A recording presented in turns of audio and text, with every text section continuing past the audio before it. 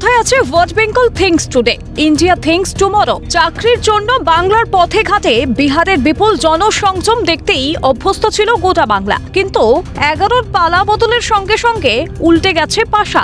বিহার থেকে বাংলা নয়, এবার বিহার চলো স্লোগান উঠছে এ বঙ্গের শিক্ষিত সমাজে। চাকরি প্রার্থীদের ভরসা Bihar secondary teacher ability test. হতাশার সাতকাহন রাজ্যের কোনায় কোনায়। এম থেকে বিএড, ডিএলএড চাকরি পেতে এত কষ্ট সাধন করেও শেষমেশ হাত ফাঁকাই থেকেছে দক্ষিণ 24 পরগনার সুন্দরবনের হিঙ্গলগঞ্জের যোগেশগঞ্জের সম্রাট মণ্ডলের। যখন দেখলাম যে আমাদের রাজ্যে চুরি হচ্ছে, টাকা না থাকলে চাকরি হবে না, আমার বন্ধুরা পাশের বন্ধুরা চাকরি পেয়ে যাচ্ছে এটা ধারণা, বা চাকরি পেয়েও যে যোগ্যরা অযোগ্যদের সাথে বিভাজনের মধ্যে এইটা হয়েছে বলতে গিয়ে রক্ত আমাদের টকবক করে ফুটে ওঠে। তখন আমি ভাবলাম না, আমাদেরকে যেতে হবে বাইরের রাজ্যে পরীক্ষা দিতে হবে। হতাশার ছবিটা একই পুরুলিয়া জেলাতেও। সেটা বিহারে গিয়ে তাদের সেখানকার মানুষজনের সামনে যখন আমি ফেস করতে হয়েছে যে আমি ওয়েস্ট বেঙ্গল থেকে একটা শিক্ষার্থী তাদের স্টেটে এক্সাম দিতে গিয়েছি, তারা অবশ্যই সবার প্রথমে বলেছে তোমাদের শিক্ষার অবস্থা খুবই খারাপ এখন, সেটা ওদের কাছেও আমায় শুনতে হয়েছে।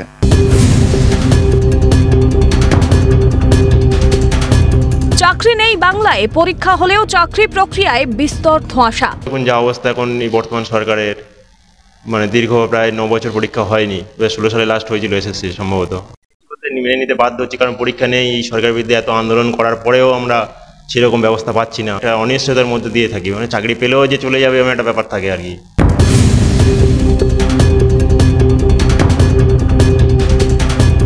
একদিকে চাকরির অভাবে ভিন রাজ্যে পাড়ি দিচ্ছে হাজারে হাজারে, অন্যদিকে দিনের পর দিন শহীদ মিনারে মাতঙ্গিনী হাজরার পাদদেশেই আন্দোলনরত চাকরি প্রার্থীরা।